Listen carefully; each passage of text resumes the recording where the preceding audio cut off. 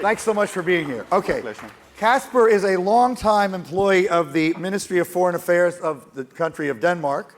He's had postings in Indonesia, Cyprus, and Afghanistan, but not too long ago he was named the world's first ambassador to the global tech industry formally by the state of Denmark. Because that country realized that the nature of the relationship between global tech and states is evolving so rapidly it required something new. So how is it going?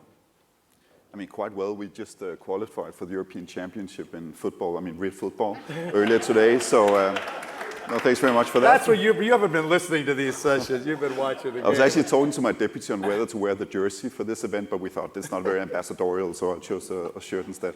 No, we spoke a week ago about the job that I have, and I think, to be honest, is it necessary what we do, treating technology also as a foreign policy issue?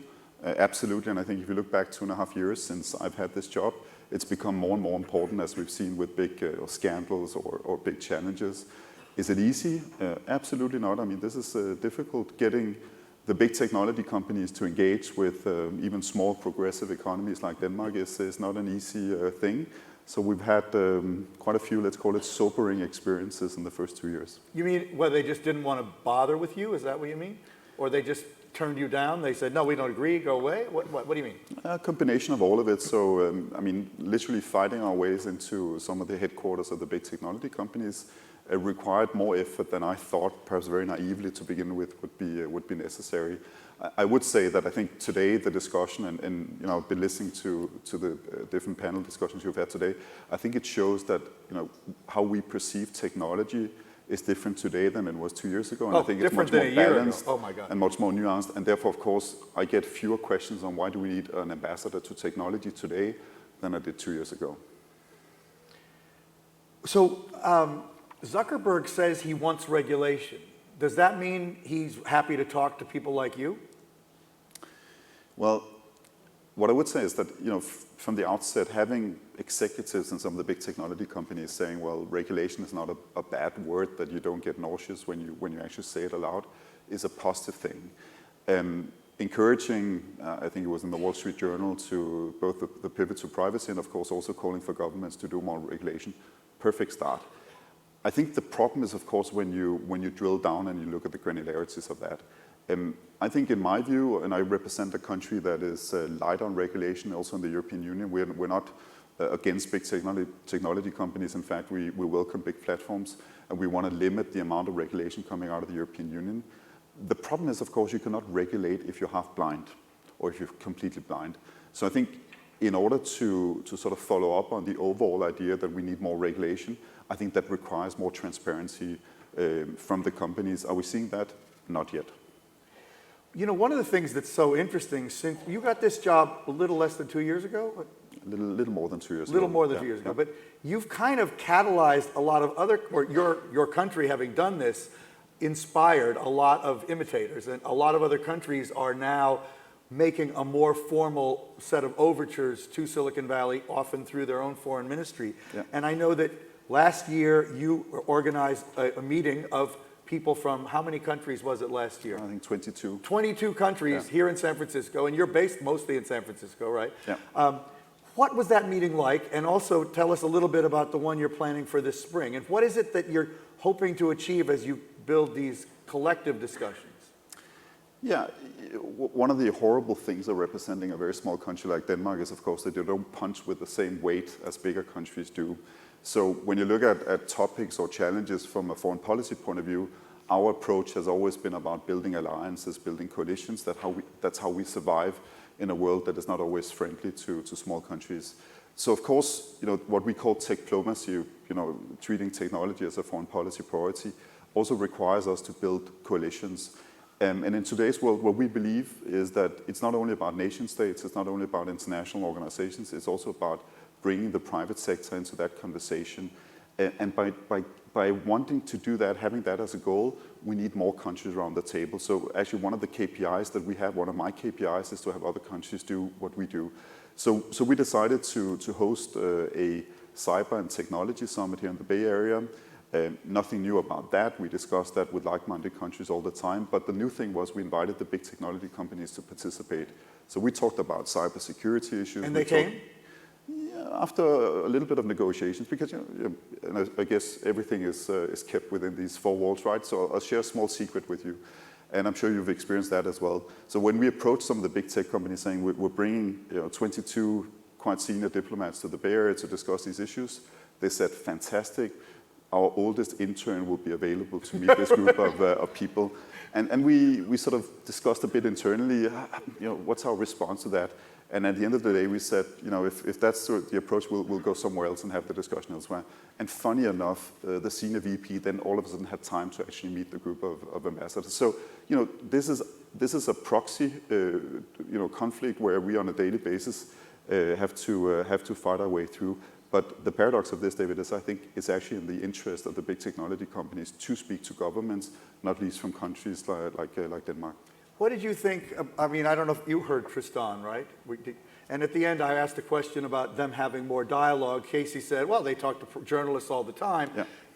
Do you think that it would be healthy and helpful, as I do, that if the tech platforms were more openly to engage in a dialogue with their many critics and interested parties that range from governments to NGOs to all kinds of elements in civil society and other businesses in almost every industry? Do you think that kind of dialogue is needed at a more big picture level? Absolutely. And some companies have seen this and they are doing exactly that. Others less so. But I think where we are today, and it'd be interesting to hear what the audience has to say about this, is that we're in a different place where I think governments, civil society, employees are now teaming up and holding companies more to account. So by disengaging, by not wanting to be transparent, by not wanting to have these discussions, I think long term, but even short term, they're making their lives a lot more difficult. Because again, what do we do? Can we do as a small country? Well, we can actually advise our decision makers back home, who will then again be sitting in the working groups in Brussels, looking at future regulations. And it actually matters what kind of image and what kind of perception others have. And the interesting thing is I only represent a small country like Denmark, but because we are first movers with this initiative, a lot of other capitals are coming to us wanting to learn from the experience in dealing with big technology companies. So it actually has a bigger impact than just talking to a very, very small but excellent football nation. So smooth, not so smooth. I should have asked, hey, football, you mean soccer, right? Okay. No, I mean football, but anyway, I know what you meant. So I should have asked this first, but what is it you really hope to accomplish? I mean, even when you started, when, we've sort of assumed, I'm sort of presuming certain things, but at the big picture, what are some things you might still accomplish? What do you want to accomplish? What did you want to accomplish? Talk about the opportunity that might exist here. Yeah, but perhaps answering that question from a slightly different starting point, we actually think that there are big things at stake right now, that it's not only about the relationship between us and technology company X. This is about protecting democracy. It's about protecting human rights. It's about defending the institutions of liberal democracies that we believe are essential also in the 21st century. So it's not small, tedious issues. And I'm not here to sell anything. I'm not here to buy anything. This is a political initiative. It's about holding the companies to account. And then it is to say that, in the old days, it might be enough to have collaboration between nation states. But in today's world, we have to make sure the technology companies are on board. And why do we need that? Why do we need that? That's because there is a huge gap between where technology is today and what governments understand, and therefore where our policies and where our regulation is. And is that only a problem for governments? I don't think so. And I think if we look at some of the big crises and scandals we've seen over the last couple of years, this is also a huge problem if you're an executive in one of the big tech companies. So we need to forge a partnership that is stronger today, because the alternative, and this is where there's a very strong transatlantic heart beating inside me, I think the alternative is a very different approach to technology, a totalitarian approach to technology based on surveillance, on control, the possibility to misuse some of these new technologies. And I think we're at a crossroad where we have to choose sides as governments, but I also think the companies will have to choose sides. You mean choose sides about technologies and ethics, or choose sides more specifically companies, country? I mean, what do you mean exactly? A little bit of everything. I think whether we call it ethics or responsibility, what I would say is that there is a societal responsibility that not all companies are living up to. And we have to enforce that, and we have to make sure that they better understand it. Also because commercially, that will be the right thing to do further down the road. But I also think that companies will have to choose whether to engage in countries that have let's say, an undemocratic approach where those technologies might be misused. So yes, all of the above. So what would you say, what have you sensed and felt and learned in talking to other countries as you've had this job about the directional movement? I mean, it feels like we're moving towards a lot more willingness and eagerness to regulate on the part of countries across the planet. Yeah. Is that something you believe? No, absolutely. And I think we might talk a lot about, let's say, politically difficult times also between Europe and the US. But I think the appetite for looking at the regulatory framework is certainly on the rise. And we now have in Europe a new European Commission coming into office within the next couple of months. They've made the digital issue, everything digital, one of the main priority areas. But it goes without saying there are countries and people in Europe that are eager to do more on the regulatory framework as well. But it's sort of the result of the companies not doing enough to self-regulate on their side. But you could, in a weird way, I never thought of this, that the companies are kind of on this issue pushing US and Europe closer together, right? Yeah. Because there's a very similar mood in Washington as there is in Brussels, I would say, on this, and it's one of those truly bipartisan issues with, Josh Hawley and the FTC under Trump, as well as Elizabeth Warren and others saying more or less the same kind of things. That's right. Yeah. Yeah, but I think if you allow me to be a little bit optimistic, it doesn't run naturally. No, that's I'm not allowed. Scandinavian, so the bad weather makes me sort of chronically depressed, right? But I think the problem here is that, believe it or not, I'm actually optimistic about where technology is going to head. The problem is, of course, as we have Cambridge Analytica, as we have leaks of personal data, it gives data or technology a bad reputation. And if we tomorrow travel to Copenhagen and we met with my mother or some of my good friends back home and asked them, how do you perceive technology today compared to 2 years ago? It's a very, very different response that you would get from them. So my concern with Cambridge Analytica, with some of the big tech companies not taking responsibility, is that the abilities for us to reap the benefits of data-driven healthcare or bringing people out of poverty, all those possibilities will be more difficult to achieve simply because we have a more skeptical view on technology. And I think that doesn't benefit societies, it doesn't benefit the companies that could potentially lose the opportunity to make an extra ton of money on some of these technologies. Yeah, that makes a lot of sense. Who has a question or a comment? Anybody want to say something? We can't see anything from up here. Yeah, you have to kind of, there we go. Over there, Marta, I don't know if you saw Marta's talk of the campaign to stop killer robots, but that was great. Thanks. Hi, Casper. Hi. Question, what cables that get sent back, reports that you send back to Capitol, get the most attention? What is your most curious about Silicon Valley? And then also, what are the most controversial and politically untouchable topics? Yeah. Nice. And always a dangerous question to answer as a diplomat, because that it assumes that all our cables are read on a continuous basis, which I'm not sure is true. But my deputy is here somewhere, hiding, Michael.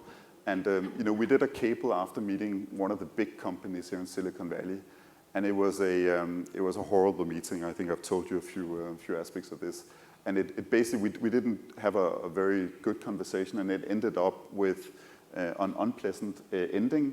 And this particular executive handing over a goodie bag to me with a T-shirt and a cap, and then sort of sending me off without further notice. And I think that cable was read quite a lot back home as an indication of some of the challenges and difficulties in having these conversations with companies. And I'm saying this as a joke. It wasn't particularly funny when we were in the moment, but I think it shows why it is necessary for us to have these conversations, why it is incredibly important that governments have a much more systematic approach to technology, that we understand that this is not sort of on the fringes of national policies or on the fringes of international relations. This transcends everything we do, and we better get our act together to fully understand and prepare ourselves for the changes that are coming our way. But it also shows why, and I shouldn't be talking about the industry as this monolithic entity. Of course, there are big differences between different companies. Yeah, I want to get to that in a minute, yeah. But it also shows why we need some of the executives to take a very, very different approach to some of the bigger issues. So I think I managed not to answer your question at all on what cables are. It wasn't actually very diplomatic. He is a diplomat, that's true. But talk about the differences between the companies. I mean, they're not all the same, right? Not at all. I'll refrain from mentioning specific companies. I think that's. Oh, you did on the phone? Come on. Yeah, but I also told you I wouldn't do it here. Oh, you did? Okay, well, I could do it, but okay. And you promised not to mention it. And I forgot. Okay, what can I say? I'll not be back next year. Thank you. Go ahead. Okay, well, you don't have to do it. I won't quote you. No, there is a bit of a difference between some of the more mature companies that have been around, perhaps been through some of the difficulties with antitrust threats and some of the newer companies, especially perhaps some of the data-driven companies.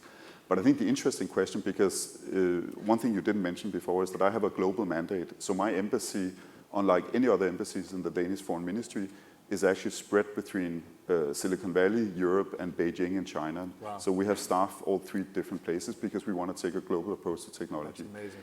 And then your question might be, so how is it to deal with the Chinese companies? Yes, why don't you say that? And again, we are among friends here.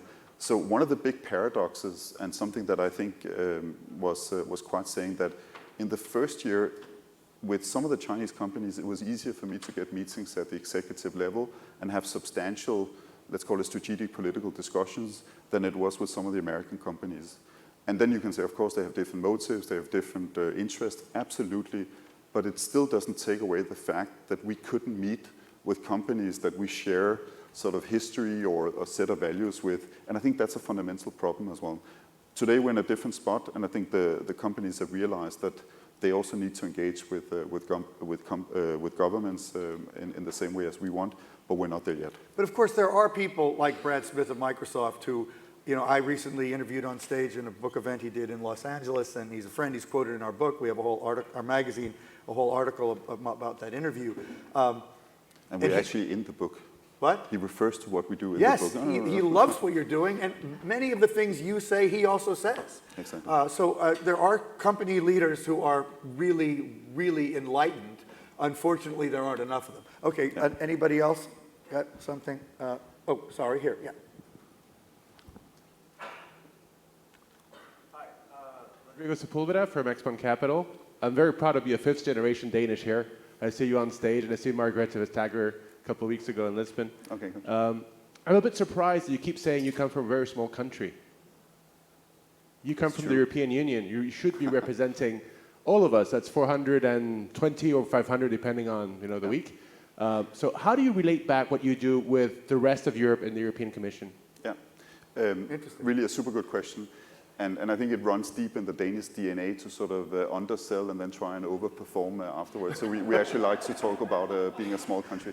No, but you are correct that, of course, we also represent the European Union here.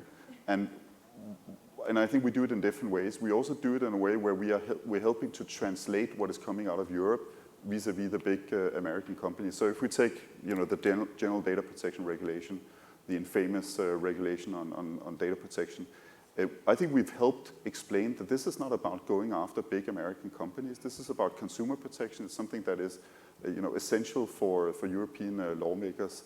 And then if you ask how do we relate to what happens with Vestager and the new European Commission, well, we are in fairly close contact, if not on a daily basis, then at least more than that, linking back with the different parts of the European Commission, who doesn't have a presence on the ground in Shenzhen and in Silicon Valley as we do. So I think this is where there's a sort of a two-way street between what we do and what happens in Brussels. Okay, I got one last one.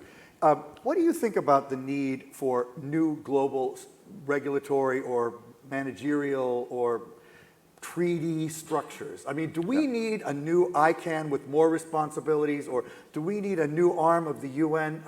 How do you think about institutional opportunity in light of the challenge? Yeah, and I'll probably give you sort of a small state reply to that question. I think the problem is you have many sort of vertical discussions about new technologies. If you want to discuss cybersecurity, you go to the Open-Ended Working Group or the UNGDE. Mobile technology, you go to ITU and other places. I think the problem we're facing right now is we don't have a place where we take horizontal discussions about technology. Yes. Do we need a new framework, a new UN framework? Well, perhaps we do, but that'll probably also be extremely difficult to agree on and get through with the current political geopolitical situations. So we're trying to do that from a small state approach. We're trying to build a coalition on responsible technology that brings together a select number of like-minded countries together with a select number of like-minded companies to try and, small is beautiful here, we try and do it in a limited sort of 30-ish number of actors group, and have those discussions and see whether that could spin off to something that might be helpful at the bigger level. Again, that's a traditional sort of small state approach to matters, but I think it's necessary right I think now. it's a nice, optimistic way to end a somewhat grim day of conversation. So thank you so much, Casper, thanks for a lot. being here, and I hope that we'll stay in close touch. Absolutely, we will. Thank you Thanks again. a lot. Thanks.